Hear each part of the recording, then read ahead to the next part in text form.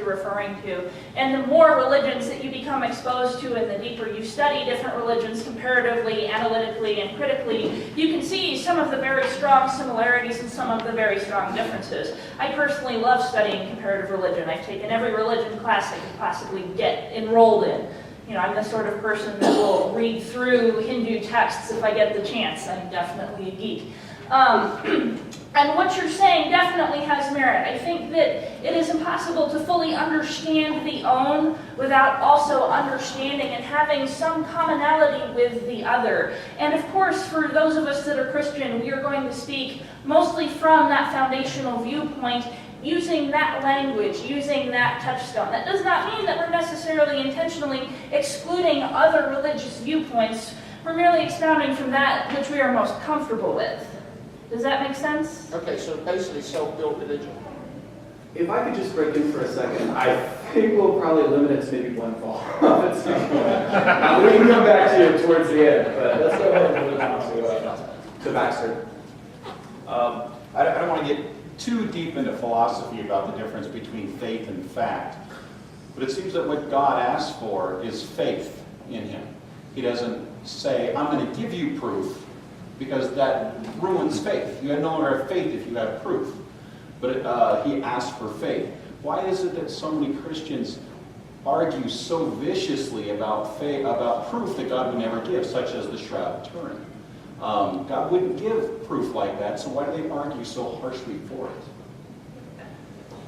Because they want to justify their beliefs somehow. By contradicting them? Maybe. Well, it's not either or. It's not like all faith or completely evidence-based. It might be evidence-based. Well, let's talk specifically about, that aspect of Christianity where faith is what God asks for. He wouldn't give you proof. He wants faith from you. If he gives you proof, you don't have faith anymore. You have knowledge. You have fact. Well, if you think about it, many Christians try to argue from proof, from fact-based, when they're arguing with atheists. So they're attempting to insert something into a framework which it really has no business being put into. How do you discuss faith in language that someone who is completely anti-faith will understand and relate to without outright dismissing it as, oh, well, you have no proof, so therefore this is invalid? That, I think, is why some people fall into that sort of logical trap of trying to insert proof in order to bridge that gap, when it's really kind of a poor substitute for being able to reconcile those two worldviews. That's how I see it. But I think that's kind of the point here, is that while you're entitled to believe what you want and involved in the culture, don't you kind of have to admit that you're turning off skepticism at one point? Skepticism is the evaluation of proofs, of truth, of knowledge. I mean, you can say you're skeptic, but don't you have to kind of cop to the point that you're not being skeptical about faith? Is it not okay to be skeptical about many things and not skeptical about one thing which you've chosen not to be? For example, what if you have a loving relationship with your child? You would not be skeptical of your love for your child, but you may be very skeptical of the existence of ghosts or God or something like that. Doesn't that sort of place you in the same sort of contextual framework? I'm skeptical of my love for my children all the time.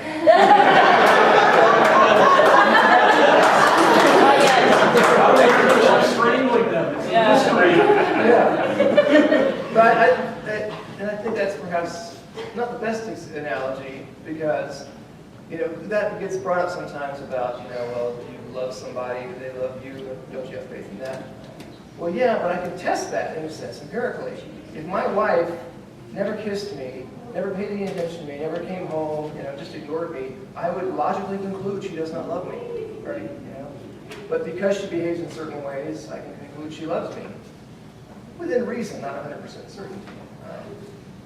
But sorry, you were going to jump into. Oh, I was going to say that I think you're absolutely right about having to admit that this is an area where I know honestly that I'm not applying skepticism to this area of my life, and I've made that a conscious decision.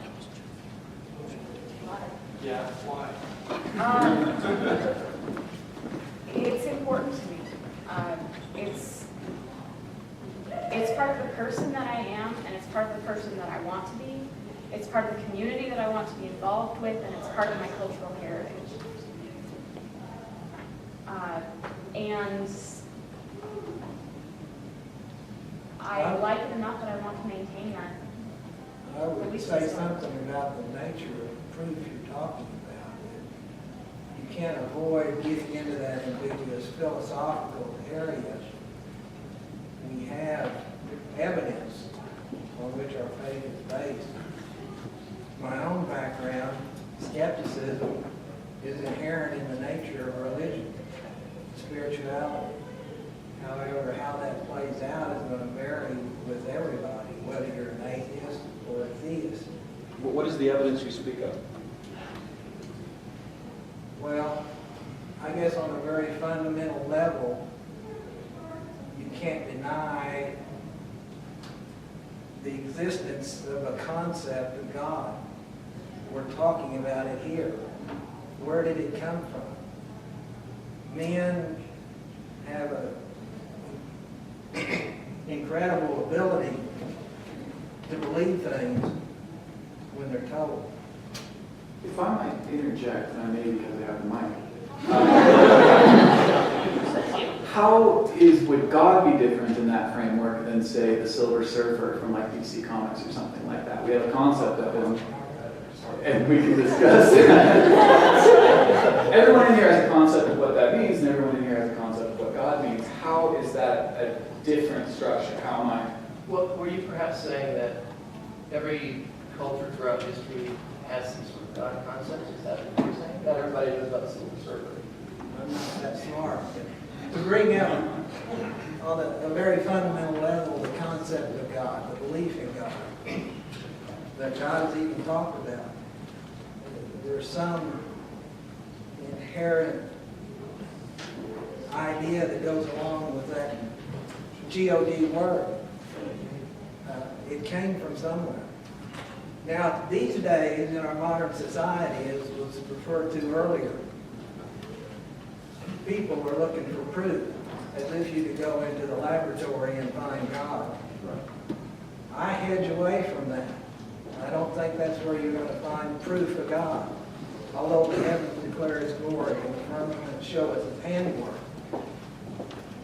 It's not because you discovered that in the lab, it's because it's been revealed to us. My fundamental proposition is we have even the idea of God today because God has not been silent. He has revealed Himself to man. And whether you come to that knowledge, if you want to call it that, or faith, that's a journey everybody has to take. We could go Brian and Kai for questions. Right, so you were asking where did the concept of God come from? I was raised a Catholic, and my own research into the history of religion leads me to believe that religion came about, the concept of God came about, is a way for us to try to understand the world around us without really the tools necessary to measure it. But we have a much greater understanding now of the world around us. So in that sense, wouldn't having a religion be kind of like believing in vitalism at this point? I was impressed with the proposition in a debate from many years ago that we have three choices if we want to ask that question.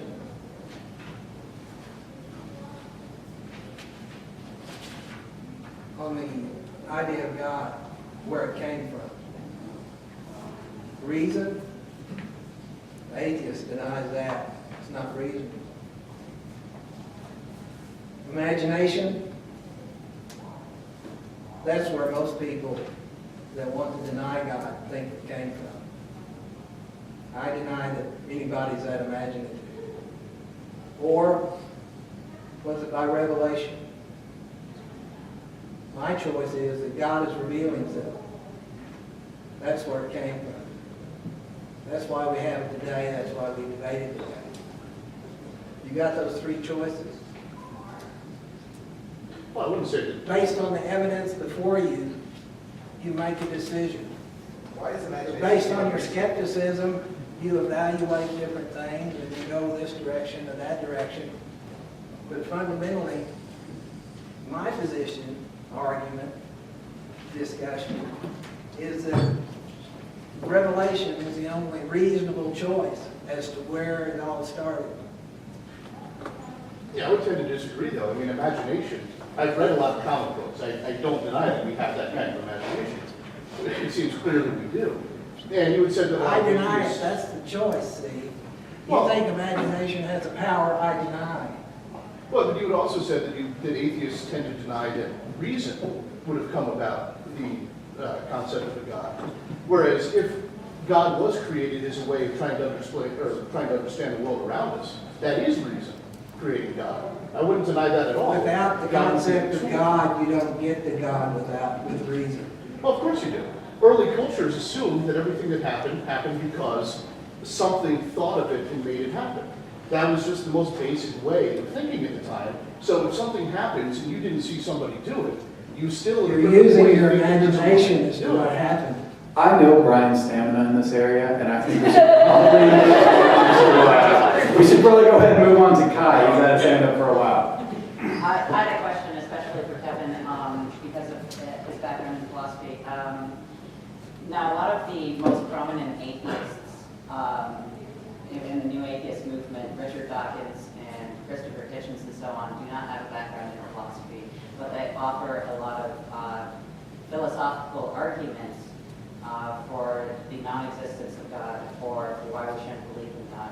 And I was wondering, what's your general stance on those types of arguments from these atheists who are not philosophers, basically? Well, Hitchens is not trained as a philosopher, but I would not want to go up against him in an argument, nonetheless. I mean, I've read Hitchens and Dawkins and Harris and a few of the others, but I don't know. Didn't study them as much as I might more, quote unquote, true philosophers. Some of the arguments are kind of good at convincing people who are not philosophically trained, and that's good. That's a good service. Some of them are relatively poor arguments. It's a mixed bag for me. So I'm sort of wishy-washy on my sort of approval, you might say, of the new atheists, at least the quality of their arguments. Can you give an example of a poor argument? Could you give an example of a poor argument, just quickly? Well, I know Dawkins has, I think he calls it the ultimate 747 argument or something. I'm not sure I could repeat it verbatim here, but as I recall, there's something invalid about the argument, that his conclusion just logically, structurally does not follow from the premises he presents. But yeah, I'm afraid it's been since such a while since I've read it. I'm not sure I could. Let's have this gentleman up front, and then I got to warn you guys we're approaching the 10-minute mark. The sense I've been getting from all the theists here is that, oh, well, everybody's belief system is okay, and I wouldn't want to challenge anybody else's and blah, blah, blah. So let's get to where the rubber meets the road, young earth creationism. Okay?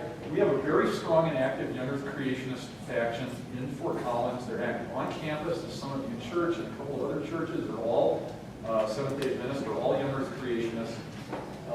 These guys are paying money to bring in speakers from out of town. We just had Dr. Johnson Sarfati on, quote, evolution, the greatest hoax on earth, unquote. All right?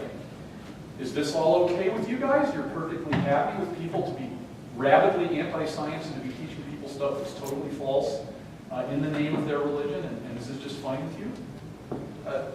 I might have a problem with it because I'm not necessarily a Christian at all. But I think stuff like that's ridiculous. I think